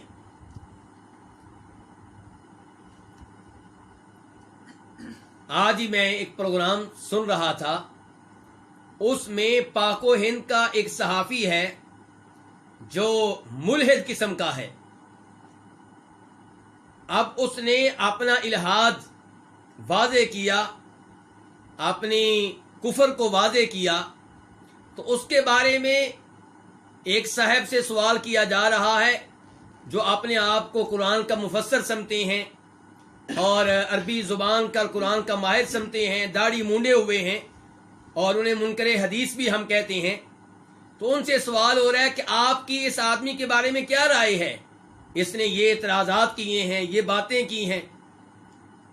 تو بجائے اس کے کہ وہ اس آدمی کے بارے میں کہے کہ اس نے بہت بڑی جرت کی ہے، بہت بڑی جسارت کی ہے، بہت بڑی غلطی کی ہے، اللہ کے بارے میں ایسی باتیں کرنا، دین کے بارے میں ایسی باتیں کرنا، قرآن کے بارے میں ایسی باتیں کرنا، لیکن افسوس سے کہنا پڑتا ہے وہ آگے سے تنقید علماء پہ کر رہا ہے کہ افسوس ہے کہ علماء ایسی تنقید برداشت نہیں کرتے، علماء ایسے اعتراضات برداشت نہیں کرتے۔ کیا آزادی اس حد تک ہے کہ انسان اللہ کی ذات پہ اعتراض کرے، اللہ کے فیصلوں پہ اعتراض کرے؟ یہ بدبختی کی علامت ہے، یہ آزادی نہیں ہے۔ تو یہاں پہ دیکھیے، کہا وہ شتمانی، اور مجھے انسان نے کیا کہا؟ برا بلا کہا ہے، میرے اوپر تنقید کی ہے۔ ولم یکن لہ ذالک، اور یہ اس کا حق نہیں ہے، اللہ پہ اعتراض کرنا انسان کا حق نہیں ہے۔ فاما تکذیبہ ایایا، اب اللہ تعالیٰ وضاحت کر رہے ہیں۔ پہلے اللہ تعالیٰ نے اجمالی طور پہ بیان کیا کہ انسان میری تکذیب کرتا ہے، مجھے جھوٹا قرار دیتا ہے اور مجھے برا بلا کہتا ہے۔ اب اس کی وضاحت کہ کیسے۔ فاما تکذیبہ ایایا، جہاں تک تعلق ہے اس کے میری تکذیب کرنے کا، مجھے جھوٹا قرار دینے کا، فقولہ تو انسان کا یہ کہنا کہ لن یعیدنی کما بدأنی، کہ اللہ ہرگز مجھے دوبارہ پیدا نہیں کر سکے گا جیسے اس نے مجھے پہلی بار پیدا کیا ہے. یعنی کہ یہ عقیدہ رکھنا کہ جو قبر میں چلا جائے گا وہ مٹی ہو جائے گا، ہڈیاں گل سڑ جائیں گی، دوبارہ کوئی نہیں اس کو اٹھا سکتا، یہ اللہ کو جھوٹا قرار دینا ہے. کیونکہ اللہ تو کہتا ہے کہ میں اٹھاؤں گا، تو یہ کہتا ہے کہ کیسے ممکن ہے، اس کا مطلب ہے کہ اللہ کو جھوٹا قرار دے رہا ہے. تو اللہ تعالیٰ کہتے ہیں فقولہ تو انسان کا یہ کہنا کہ لن یعیدنی، اللہ مجھے ہرگز دوبارہ پیدا نہیں کر سکے گا، کما بدانی جیسے مجھے پہلی بار پیدا کیا تھا. ولیس اول الخلق باہون علی من اعادتہ، اللہ تعالیٰ کہتے ہیں پہلی بار پیدا کرنا میرے لیے انسان کو دوبارہ پیدا کرنے سے آسان نہیں ہے. وَأَمَّا شَتْمُهُ إِيَّايَ، اور جہاں تک تعلق ہے انسان کے مجھے برا بلا کہنے کا، میرے اوپر تنقید کرنے کا، فَقَوْلُهُ تو اس کا یہ کہنا کہ اتخذ اللہ ولدا، کہ اللہ تعالیٰ نے اولاد پکڑی ہے، اللہ تعالیٰ نے اولاد لی ہے، اللہ کی اولاد ہے. یعنی کہ اللہ تعالیٰ کے بارے میں کہنا کہ اللہ کا کوئی بیٹا ہے، اللہ کی کوئی بیٹی ہے، یہ اللہ تعالیٰ پہ تنقید کرنا ہے، اللہ کو برا بلا کہنا ہے، اللہ کو گالی دینا ہے. کیونکہ اللہ اولاد کا محتاج نہیں ہے. جب آپ کہتے ہیں اللہ کی اولاد ہے تو آپ کہنا چاہتے ہیں اللہ اولاد کا محتاج ہے، اور اولاد تو باپ کی شریک بن جاتی ہے. آپ کہنا چاہتے ہیں کہ یہ اولاد ہے اور اللہ کی شریک ہے، جیسا کہ عیسائیوں نے عیسیٰ علیہ السلام کو اللہ کا بیٹا قرار دیا تو پھر اللہ کا شریک بھی بنا دیا. وَأَمَّا شَتْمُهُ إِيَّايَ، جہاں تک تعلق ہے اس کے مجھے گالی دینے کا، فَقَوْلُهُ تو اس کا یہ کہنا کہ اتخذ اللہ ولدا، کہ اللہ نے اولاد لی ہے، اللہ نے اولاد پکڑی ہے. وَأَنَا الْأَحَدُ الصَّمَدُ، جبکہ میں ایک ہوں، الصمد بے نیاز ہوں، سب میرے محتاج ہیں، میں کسی کا محتاج نہیں ہوں. یعنی کہ مجھے اولاد کی کیا ضرورت ہے، میں اکیلا ہوں، اس لحاظ سے بھی اولاد کی ضرورت نہیں ہے. اولاد ہوگی تو پھر جب اولاد آتی کوئی اکیلا نہیں رہتا. تو الصمد اولاد کی ضرورت اس کو ہے جو محتاج ہو. اللہ تعالیٰ کہتے ہیں میں تو محتاج نہیں ہوں، میں تو بے نیاز ہوں. لم الد، نہ میں نے کسی کو جنم دیا، یعنی کہ میں کسی کا والد نہیں ہوں، میری کوئی اولاد نہیں ہے. ولم اولد، اور نہ مجھے جنم دیا گیا، میں کسی کا بیٹا نہیں ہوں، میں کسی کی اولاد نہیں ہوں. ولم یکن لی کفوا احد، ولم یکن لی کفوا احد، اور میرا کوئی بھی ہمسر نہیں ہے. احدن کوئی بھی، کفن ہمسر، مد مقابل میرے برابر کا کوئی نہیں ہے. تو سورہ اخلاص یہاں سے آپ کو اندازہ ہوا ہوگا کتنی عظیم صورت ہے، کتنے غلط عقائد کا اس میں رد ہے. جب اللہ تعالیٰ کہتے ہیں کہ میں ایک ہوں، پتہ چلا اللہ کا کوئی شریک نہیں، نہ کوئی نبی، نہ کوئی فرشتہ، نہ کوئی قبر والا، اور نہ کوئی وہ جس کے نام کا بت بنا دیا گیا ہو، کوئی بھی اللہ کا شریک نہیں، اور سب اللہ کے محتاج ہیں. اللہ کسی کا محتاج نہیں، نہ کسی نبی کا، نہ کسی ولی کا، نہ کسی فرشتے کا. اور اللہ کی کوئی اولاد نہیں ہے. عیسیٰ علیہ السلام کو اللہ کا بیٹا کہنا عیسائیوں کا غلط عقیدہ ہے. عزیر علیہ السلام کو اللہ کا بیٹا کہنا یہودیوں کا غلط عقیدہ ہے.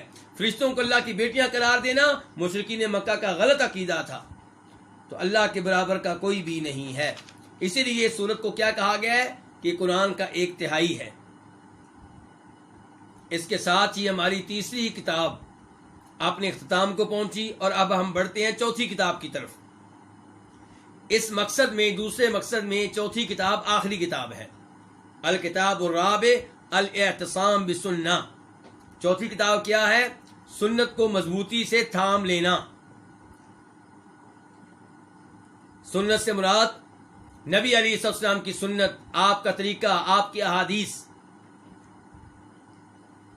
پہلا باب وجوب اطاعت النبی صلی اللہ علیہ وسلم، نبی علیہ السلام کی اطاعت کا واجب ہونا. یعنی کہ آپ کے آرڈر کو ماننا واجب ہے. آپ کا آرڈر کسی دوسرے انسان کی طرح نہیں ہے کہ مان لیا تو ٹھیک ہے، نہ مانا تو کوئی بات نہیں. آپ کا ہر آرڈر ماننا واجب ہے. وجوب اطاعت النبی صلی اللہ علیہ وسلم. حدیث نمبر 252 خا. اس حدیث کو روایت کرنے والے کون ہیں؟ امام بخاری. عن ابی ہریرہ ان رسول اللہ صلی اللہ علیہ وسلم قال. جناب ابو ہریرہ سے روایت ہے کہ اللہ کے رسول علیہ السلام نے فرمایا کل امتی یدخلون الجنۃ الا من ابا. میری ساری کی ساری امت جنت میں داخل ہوگی سوائے اس کے کہ جس نے انکار کیا. قالوا یا رسول اللہ. انہوں نے کہا یعنی کہ صحابہ کرام نے یا رسول اللہ اللہ کے رسول ومن یابا. اور کون انکار کرے گا؟ کس سے؟ جنت میں جانے سے. کیونکہ اللہ کے رسول کہہ رہے ہیں میری ساری امت جنت میں داخل ہوگی سوائے اس کے جو خود ہی جنت میں جانے سے انکار کر دے. تو صحابہ کرام نے کہا اللہ کے رسول جنت میں جانے سے کون انکار کرے گا؟ قال من اطاعنی دخل الجنہ. آپ نے کہا کہ انکار کا مطلب کیا ہے؟ میں بتاتا ہوں کہ جو میری اطاعت کرے گا داخل الجنہ وہ جنت میں داخل ہوگا. ومن عصانی. اور جو میری نافرمانی کرے میرے حکم کی تعمیل نہ کرے میری بات نہ مانے فقط ابا تو تحقیق اس نے جنت میں جانے سے انکار کر دیا.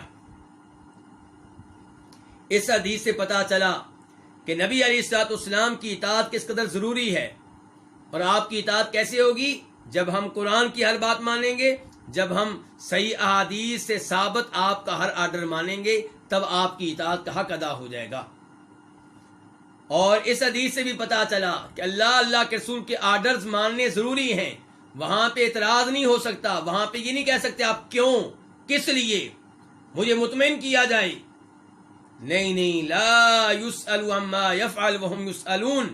اللہ تعالیٰ فرماتے ہیں قرآن حکیم میں کہ اللہ وہ ذات ہے جس سے کوئی سوال نہیں کیا جا سکتا، جس کو کوئی پوچھنے والا نہیں ہے، نہ کوئی پوچھ سکتا ہے، اور سارے اس کے سامنے ایسے ہیں کہ سب کی اللہ چاہیں تو بات پرس کریں.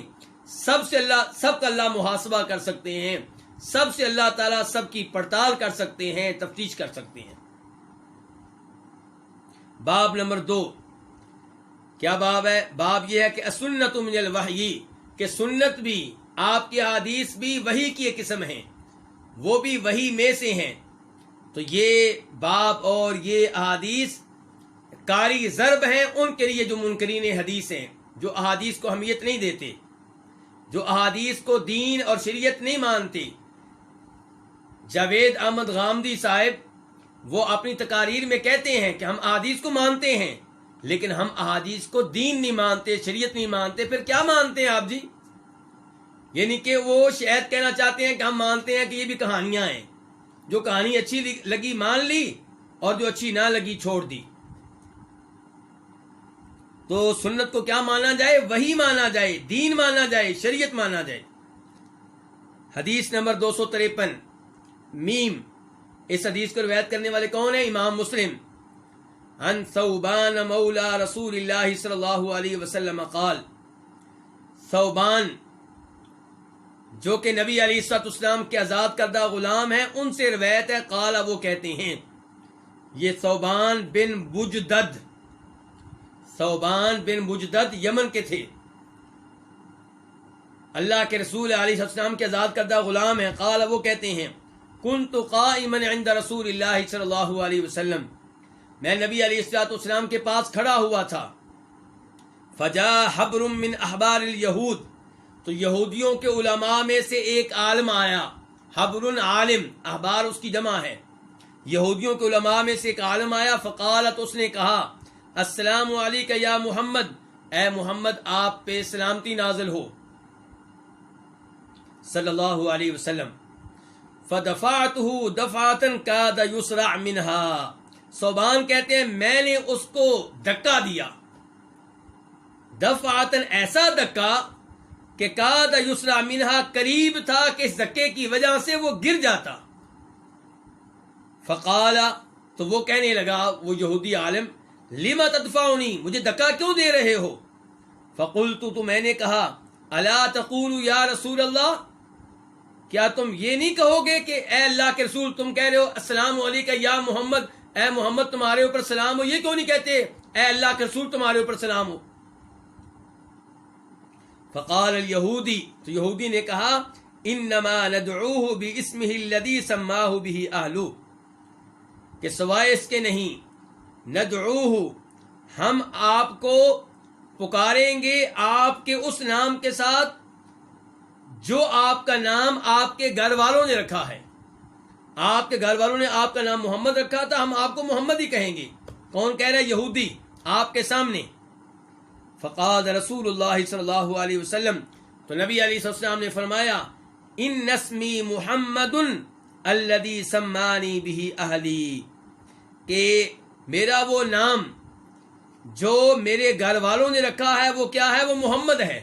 یعنی کہ تم مجھے محمد کے نام سے پکار سکتے ہو، کوئی بات نہیں. یہ ہے اخلاق نبی علیہ الصلوۃ والسلام کا. ایک طرف غیرت ہے جناب ثوبان کی، اور ایسی غیرت میرے اور آپ کے دل میں ہونی چاہیے اللہ کے رسول کے دفاع میں. اللہ کے رسول کی کوئی بھی توہین نہ کر سکے میرے اور آپ کے سامنے. دوسری جانب اللہ کے رسول کا اخلاق دیکھیے صلی اللہ علیہ وسلم، کہ آپ اس سے کہتے ہیں یہودی سے کوئی بات نہیں، میرا نام محمد ہے، بات کرو. فقال الیہودی، تو یہودی نے کہا، جئت اسألک، میں آپ کے پاس آیا ہوں آپ سے سوال کروں. میں آپ کے پاس آیا ہوں کہ آپ سے سوال کروں، آپ سے کچھ پوچھوں. فقال له رسول اللہ صلی اللہ علیہ وسلم، تو اس سے رسول اللہ صلی اللہ علیہ وسلم نے کہا، اَيَنْفَعُكَ شَيْءٌ إِنْ حَدَّثْتُكَ، کیا تجھے کوئی چیز فائدہ دے گی اگر میں تم سے بیان کروں؟ اگر میں تم سے کچھ باتیں کروں تو میری باتوں میں سے کسی بات کا تمہارے اوپر اثر بھی ہوگا، فائدہ ہوگا. اَيَنْفَعُكَ شَيْءٌ، کیا تجھے کوئی چیز فائدہ دے گی ان حدثتک، اگر میں تمہیں بیان کروں. قالت، اس یہودی نے کہا، اسمع بأذنی، میں اپنے ان دونوں کانوں سے سنوں گا، یعنی کہ بڑے دھیان سے آپ کی باتیں سنوں گا، یعنی کہ سنوں گا، غور کروں گا. فنکت رسول اللہ صلی اللہ علیہ وسلم بعود معہ، تو اللہ کے رسول علیہ الصلوۃ والسلام نے ایک چھڑی زمین پہ ماری، معہ جو آپ کے پاس تھی، یعنی کہ چھڑی آپ کے پاس تھی، زمین پہ مارنے لگے جیسے کوئی آدمی کچھ سوچ رہا ہو. فقال، تو آپ نے کہا، سل، سوال کرو، پوچھو، کیا سوال ہے تمہارا. فقال الیہودی، تو یہودی کہنے لگا، این یکون الناس یوم تبدل الارض غیر الارض والسماوات، کہ لوگ اس دن کہاں ہوں گے جس دن زمین کو بدل دیا جائے گا. یعنی کہ پہلی زمین سے مراد وہ زمین ہے جہاں حشر ہوگا، تو یعنی کہ زمین بدل دی جائے گی اس زمین کے علاوہ. کس زمین کے علاوہ؟ جس زمین پہ لوگ رہا کرتے تھے، یعنی کہ حشر کی زمین اس زمین کے علاوہ ہوگی جس زمین پہ لوگ رہتے تھے. اس کا کیا مطلب ہے؟ کیا وہ زمین بالکل اور ہوگی، یہ بالکل اور ہوگی، یا اس کا مطلب یہ ہے کہ زمین کی حالت تبدیل ہو جائے گی؟ پہلے زمین کیا ہے؟ کہیں سمندر ہیں، کہیں دریا ہیں، کہیں گڑھے ہیں، کہیں تہہ خانے ہیں، اور کہیں پہاڑ ہیں، کہیں بلند و بالا عمارتیں ہیں، کہیں عظیم الشان مسجدیں ہیں، قلعے ہیں. اور قیامت کے دن کیا صورتحال ہوگی؟ قیامت کے دن احادیث سے پتہ چلتا ہے زمین بالکل برابر ہوگی، کوئی گڑھا نہیں ہوگا، کوئی اونچی جگہ نہیں ہوگی، ہموار ہوگی، بالکل ایک جیسی ہوگی، ایک روٹی کی طرح ہوگی. اور یہ حدیث آپ پہلے پڑھ چکے ہیں عقیدے کی ضمن میں. تو یہودی کہہ رہا ہے کہ لوگ کہاں ہوں گے جس دن زمین بدل دی جائے گی اس زمین کے علاوہ، یعنی جس زمین پہ ہم رہ رہے ہیں. والسماوات، اور آسمان بھی بدل دیے جائیں گے. اور یہودی کے الفاظ قرآن کے مطابق ہیں. سورہ ابراہیم آیت نمبر 48 48، اس میں بالکل یہی الفاظ آئے ہیں کہ یوم تبدل الارض غیر الارض والسماوات وبرزوا للہ الواحد القہار. فقال رسول اللہ صلی اللہ علیہ وسلم، تو اللہ کے رسول علیہ السلام نے فرمایا، ہم فی الظلمۃ دون الجسری، کہ وہ لوگ تاریکی میں ہوں گے. کہاں؟ دون الجسری، پل سے پہلے یا پل کے اوپر، کیونکہ دوسری حدیث میں الفاظ آئے ہیں علی الصراط. تو وہ لوگ تاریکی میں ہوں گے پل سے پہلے. پل سے مراد کون سا پل ہے؟ جو جہنم کے اوپر ہوگا، جس کو ہم پل صراط کہتے ہیں. قال فمن اول الناس اجازتن، تو اس یہودی نے کہا کہ لوگوں میں سے کون سب سے پہلے پل کو عبور کرے گا، یعنی کہ پل کو کامیابی سے سب سے پہلے کون عبور کرے گا؟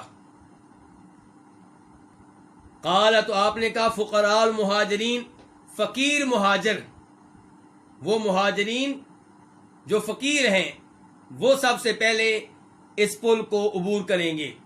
قال الیہودی، یہودی نے کہا فما تحفتہم، ان کا تحفہ کیا ہوگا، ان کو کیا تحفہ ملے گا، ان کی مہمان نوازی کیسے کی جائے گی؟ حین یدخلون الجنہ، جب وہ جنت میں داخل ہوں گے، ان کا تحفہ کیا ہوگا جب وہ جنت میں داخل ہوں گے؟ قال، تو آپ علیہ السلام نے فرمایا زیادت کبد النون، مچھلی کے جگر کا ٹکڑا، مچھلی کے جگر کا زائد حصہ، یہ پہلی مہمان نوازی ہوگی ان کی جو جنت میں داخل ہوں گے۔ قال، یہودی کہنے لگا فما غذاؤہم علی اثریہا، ان کی غذا کیا ہوگی، ان کا کھانا کیا ہوگا، علی اثریہا، اس کے بعد، یعنی کہ ابتدائی کھانا ان کو ملے گا مچھلی کے جگر کا زائد حصہ، اس کے بعد ان کو غذا کیا ملے گی، اس کے بعد خوراک کیا ملے گی؟ قال، تو آپ نے کہا ینحر لہم ثور الجنہ، ان کے لیے جنت کا ایک بیل ذبح کیا جائے گا، الذی کان یاکل من اطرافہا، جو بیل جنت کے اطراف سے، جنت کی مختلف جوانب سے کھاتا پیتا رہا ہوگا۔ جنت کا بیل ذبح کیا جائے گا جنتیوں کے لیے، یہ وہ بیل ہوگا جو جنت کے کناروں سے، جنت کے اطراف سے کبھی ادھر سے کھاتا رہا ہوگا، کبھی ادھر سے کھاتا رہا ہوگا۔ قال، یہودی کہنے لگا فما شرابہم علیہ، تو انہیں مشروب کیا ملے گا، علیہ، اس پہ، یعنی کہ اس کھانے کے بعد پینے کے لیے ان کو کیا ملے گا؟ قال، تو آپ نے کہا من عین فیہا تسمی سلسبیلا، پینے کے لیے انہیں من عین، اس چشمے سے ملے گا، فیہا، جو چشمہ اس جنت میں ہوگا، تسمی، اس چشمے کا نام کیا ہوگا، سلسبیل، سلسبیل چشمے سے ان کو مشروب ملے گا، پانی ملے گا پینے کے لیے۔ قال صدقتا، یہودی نے کہا آپ نے درست کہا ہے، سچ کہا، جتنے سوالوں کا آپ نے جواب دیا ہے بالکل صحیح دیا ہے۔ قال، وہ یہودی کہنے لگا وجیتو، اور میں آیا ہوں، اسألک، کہ آپ سے سوال کروں، عن شیء، ایک ایسی چیز کے بارے میں، لا یعلمہ احد من اہل الارض، جس کے بارے میں زمین والوں میں سے کوئی بھی علم نہیں رکھتا، الا نبی، سوائے نبی کے، او رجل او رجلانی، یا ایک آدمی یا دو آدمی، یعنی کہ اب میں جو سوال کرنے لگا ہوں اس کا جواب اسے آتا ہوگا جو نبی ہوگا، یا نبی کے علاوہ ایک آدمی اور ہوگا پوری زمین پہ، یا دو آدمی اور ہوں گے بس۔ قال، تو نبی علیہ السلام نے فرمایا ینفعک ان حدثتک، تجھے فائدہ ہوگا اگر میں تجھے بیان کروں، جواب دے دوں۔ قال، یہودی کہنے لگا اسمع باذنی، میں سنوں گا آپ کا جواب اپنے ان دو کانوں کے ساتھ، ان کے بڑے دھیان سے سنوں گا اور غور کروں گا۔ قال، یہودی کہنے لگا جی تو، میں آیا ہوں کہ اسألک، آپ سے سوال کروں، عن الولد، اولاد کے بارے میں۔ اولاد یہ کہاں سے آتی ہے، اس کی حقیقت کیا ہے، بچہ مذکر کیسے ہوتا ہے، مؤنث کیسے ان کے ہوتی ہے، لڑکا کیسے پیدا ہوتا ہے، لڑکی کیسے پیدا ہوتی ہے، اس کے بارے میں بتائیں۔ قال، تو آپ نے کہا ماء الرجل ابیض، آدمی کا پانی سفید ہوتا ہے، ان کے آدمی کی منی، آدمی کا نطفہ سفید ہوتا ہے، وماء المرأة اصفر، اور عورت کا پانی زرد رنگ کا ہوتا ہے، عورت کی منی زرد رنگ کی ہوتی ہے۔ فاذا اجتمعا، جب یہ دونوں پانی ماں کی بچہ دانی میں جمع ہو جاتے ہیں، ماں کے رحم میں جمع ہو جاتے ہیں، فعلی منی الرجل منی المرأة، تو آدمی کی منی، آدمی کا پانی عورت کے پانی پہ غالب آ جاتا ہے، اذکرا باذن اللہ، تو یہ دونوں پانی پھر اللہ کے حکم سے مذکر لے کر آتے ہیں، یعنی کہ بچہ پھر لڑکا پیدا ہوتا ہے، نر پیدا ہوتا ہے۔ وَإِذَا عَلَى مَنِيُّ الْمَرْأَةِ، اور جب اس کے الٹ ہو جائے کہ جب عورت کا پانی، عورت کی منی غالب آ جائے، منی الرجل، مرد کی منی پہ، آنسا بِإِذْنِ اللَّهِ، تو پھر یہ دونوں پانی اللہ کے حکم سے لڑکی لے کر آتے ہیں، پھر لڑکی پیدا ہوتی ہے۔ قال الیہودی، یہودی کہنے لگا لقد صدقت، آپ نے یقیناً سچ کہا ہے، ٹھیک کہا ہے، وَإِنَّكَ لَنَبِيٌّ، اور اس میں کوئی شک و شبہ نہیں ہے کہ آپ نبی ہیں، لیکن کلمہ نہیں پڑھا اس نے، اب یہ زبانی کہہ گیا کہ آپ نبی ہیں، اور اللہ پہ اس کا پہلے ایمان تھا، کیا مسلمان ہے؟ نہیں، ایمان کہتے ہیں کہ آپ دل میں بھی تصدیق کریں، زبان سے بھی اعلان کریں اور عملی طور پہ بھی آپ کے اعضاء اس کے مطابق عمل سر انجام دیں. تو یہ مسلمان نہیں کافر ہی رہا. ثم انصرف پھر چلا گیا. ثم انصرف پھر اس نے منہ پھیرا فذهب اور چلا گیا. بعد میں کبھی مسلمان ہو گیا ہو تو اللہ عالم، اس موقع پہ بہرحال مسلمان نہیں ہوا. فقال رسول اللہ صلی اللہ علیہ وسلم، تو اللہ کے رسول علیہ الصلوۃ والسلام نے فرمایا لقد سألنی هذا عن الذي سألنی عنہ، البتہ تحقیق مجھ سے اس یہودی نے سوال کیا عن الذي سألنی عنہ، اس چیز کے بارے میں جس کے بارے میں اس نے سوال کیا، یعنی کہ اس نے مجھ سے سوال کیے ہیں جو بھی سوال کیے ہیں. وما لی علم بشیء منہ، جبکہ میرے پاس ان چیزوں میں سے کسی چیز کا کوئی علم نہیں تھا، مجھے کوئی جواب نہیں آتا تھا. حتی اتانی اللہ بہ، یہاں تک کہ اللہ تعالیٰ میرے پاس اس کو لے کر آیا، اس جواب کو. یہ جو معلومات میں نے اس کو دی ہیں، یہ جو جوابات میں نے دیے ہیں، مجھے معلوم نہیں تھے، ابھی اللہ نے میرے اوپر اتارے اور ابھی میں نے ان کو جواب دیا. پتہ چلا کہ اللہ کے رسول کی احادیث بھی وہی ہیں، اللہ تعالیٰ کی طرف سے ہیں، اور یہ پوری حدیث تصدیق ہے اللہ کے اس فرمان کی کہ وما ينطق عن الهوى ان هو الا وحی یوحى، آپ اپنی خواہش سے نہیں بولتے، آپ وحی کے مطابق بولتے ہیں. اللہ رب العزت ہمیں قرآن پہ بھی اور آپ سے ثابت شدہ احادیث پہ بھی صحیح معنوں میں ایمان لانے کی توفیق دے اور ان عقائد کو سمجھنے کی توفیق دے، ایسی احادیث بار بار پڑھنے کی توفیق دے. اللہ تعالیٰ پوری زندگی ہمیں حدیث کا طالب علم رکھے. وآخر دعوانا الحمد للہ رب العالمین.